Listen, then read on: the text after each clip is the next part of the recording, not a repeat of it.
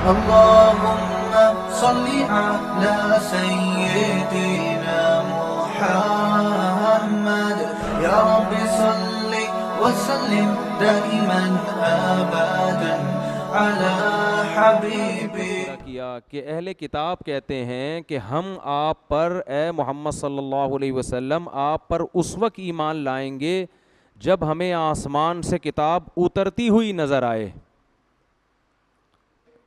یہ مطالبہ کیا کرتے تھے یہود و نصارہ کہ ہمیں آسمان سے کتاب چاہیے اترتی ہوئی. ابھی تو کچھ ٹھش پش کریں نا تاکہ تھوڑا سا تو سیٹ ہو. فہد بھائی تھوڑا سا ٹھش پش کریں اس کو.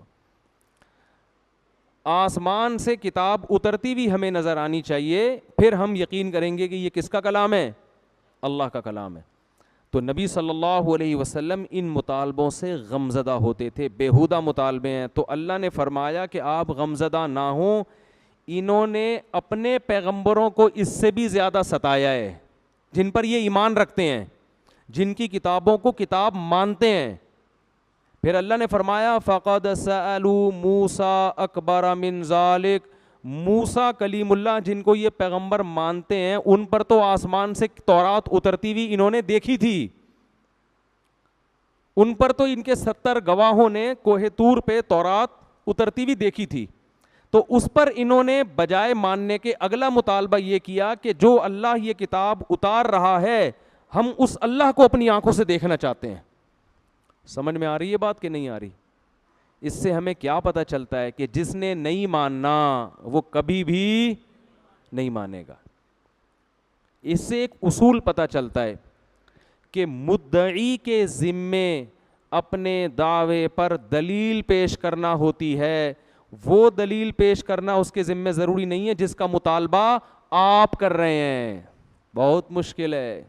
آج کل مناظروں میں بحث مباحثوں میں سب سے بڑا فالٹ پتہ ہے کیا ہے؟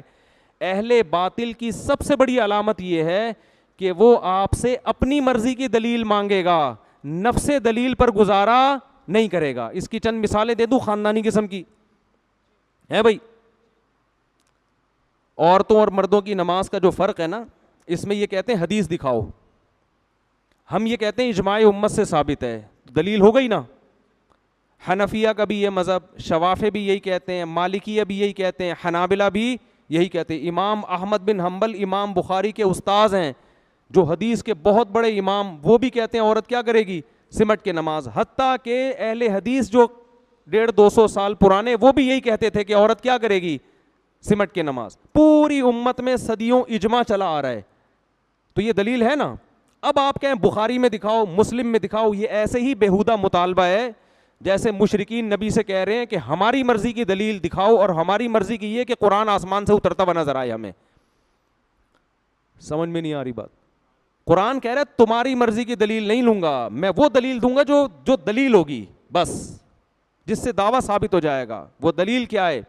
قُلْ إِنِ اجْتَمَعَتِ الْإِنسُ وَالْجِنُّ عَلَىٰ أَن يَأْتُوا بِمِثْلِ هَذَا الْقُرْآنِ لَا يَأْتُونَكَ بِمِثْلِهِ وَلَوْ كَانَ بَعْضُهُمْ لِبَعْضٍ ظَهِيرًا, کہ ما تخطہ بیمینک, جس محمد صلی اللہ علیہ وسلم کے دائیں ہاتھ نے کبھی الف کی لکیر بھی نہ کھینچی ہو, نہ لکھنا جانتے نہ پڑھنا جانتے, وہ ایسا کلام پیش کر رہے ہیں کہ ساری دنیا کے جنات اور انسان مل کے اس جیسی ایک آیت بھی نہیں لا سکتے. تو ایسا بلاغت والا کلام ایک امی کیسے پیش کر رہا ہے؟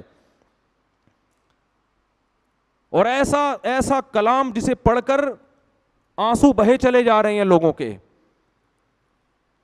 اور پھر محمد صلی اللہ علیہ وسلم کی نبوت پہ جو اور بہت سارے دلائل اللہ نے قائم کر دیے, ان دلائل کو دیکھ کر اگر کوئی ایمان نہیں لاتا تو تمہاری مرضی کے مطالبات اللہ پورے نہیں کرے گا.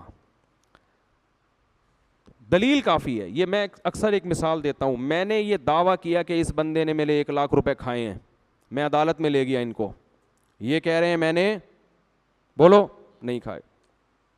اب جب ہم عدالت میں گئے ہیں تو عدالت کہتی ہے دلیل پیش کرو. میں نے 2 گواہ پیش کر دیے. بھائی یہ 2 گواہ اس بات پر گواہ ہیں کہ انہوں نے مجھ سے پیسے لیے ہیں. عدالت کس کے حق میں؟ اگر وہ گواہ سچے ہوں گے تو عدالت کس کے حق میں فیصلہ کرے گی؟ میرے حق میں. لیکن مدعا علیہ کہتا ہے کہ میں ان گواہوں کو نہیں مانتا. جب تک وسیم اور ستار گواہی نہیں دیں گے میں نہیں مانوں گا. بھائی میں آپ نے جو مفتی صاحب گواہ پیش کیے وہ کلیم اور وسیم ہے, میں ستار اور غفار کے دلائل کو مانوں گا, وسیم اور کلیم کو میں نہیں مانتا. تو یہ اس کا مطلب آپ اپنی مرضی کی دلیل مانگ رہے ہیں. مدعی کے ذمے نفس دلیل ہوتا ہے, آپ کی مرضی کی دلیل کسی آپ کے ذمے نہیں ہے. سمجھتے ہو کہ نہیں سمجھتے؟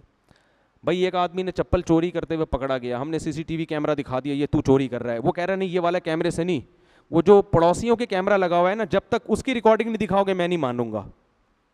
تو یہ وہی بےہودہ مطالبہ ہے.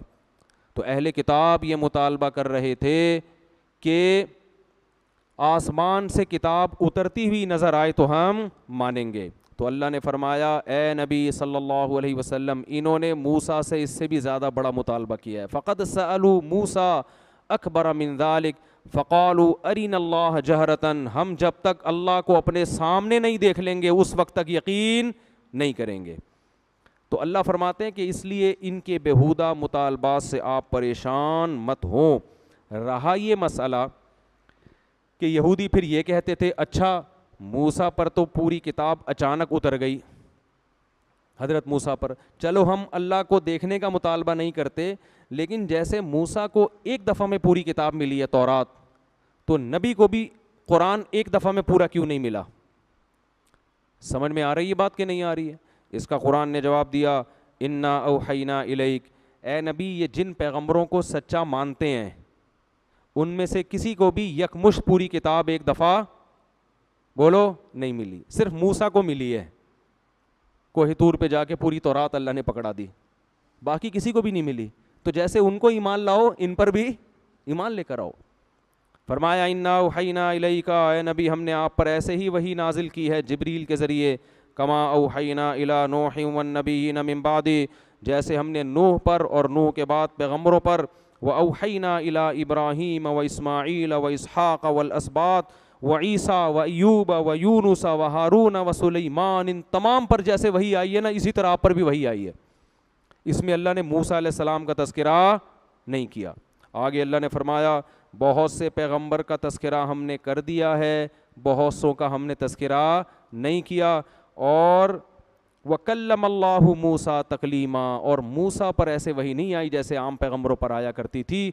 موسیٰ پر وحی کا انداز بہت مختلف. طارق مسعود صاحب کے بیانات سننے کے لیے youtube.com/مفتی طارق مسعود کو سبسکرائب کریں, اور اگر آپ لائیو ویڈیو کو کبھی بھی مس نہیں کرنا چاہتے ہیں تو سبسکرائب کرنے کے بعد بیل آئیکن پہ کلک کرنا مت بھولیں. جزاک اللہ.